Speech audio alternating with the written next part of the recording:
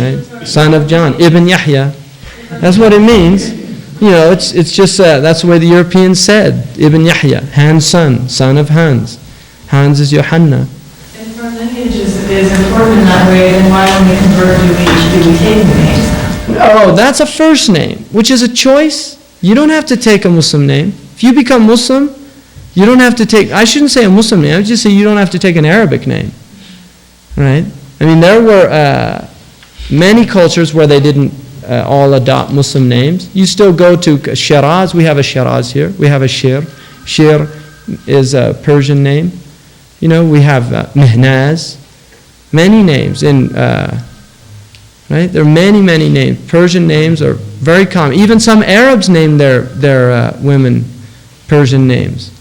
You'll find Persian names in the Arab communities, right? You'll find Turkish names in the Arab world. That's just something, you know, in many cultures when you convert, even within the Christian tradition, you often took a name. Like even within the Catholic tradition, when you go into an order and you read your vows, they often took a name of one of the righteous, the pious ancestors, so that they would become their name might have been Christopher or whatever, and then they take their vow, they become Paul, or they become Peter, or they become, I mean, even Paul's name was Saul. When he converted, he became Paul. So this is just a tradition within many cultures. The Prophet did not change people's names unless they were bad names, because one of the rights of a child is to be given a good name by the father. So if he found somebody's name was inappropriate, he would change it. Like Shaqi means wretched. He said, no, your name's Sa'id, which means happy, felicitous. That's all. So if you want to take a name, you can take a name. If you don't want to, you don't have to. And there's an interesting book called Dawah in America, written by a Christian missionologist, which is people who study conversion. And he's actually not a Christian, he's a researcher. And he was doing this as an academic exercise.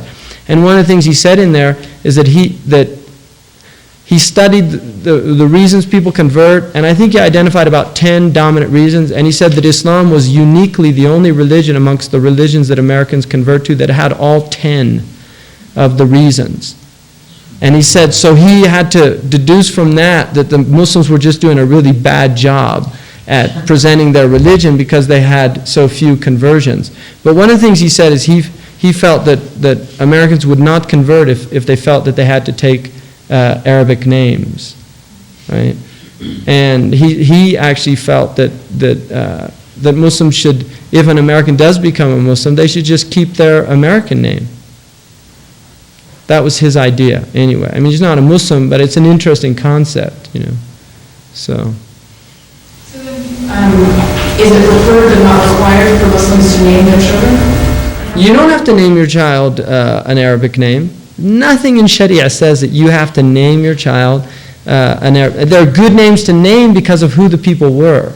And the Prophet definitely said, Khairul asma ma'ubida wa humida. The best names are those that have abd in them or have praise, like Mahmud, Hamid, Ahmed, Muhammad, sallallahu alayhi wasallam.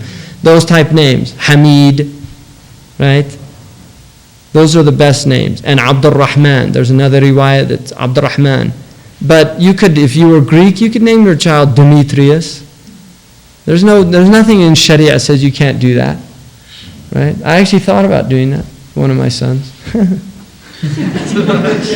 I didn't, but I thought my grandfather's name was Demetrius. You know, I thought about doing that. You know, Dimi.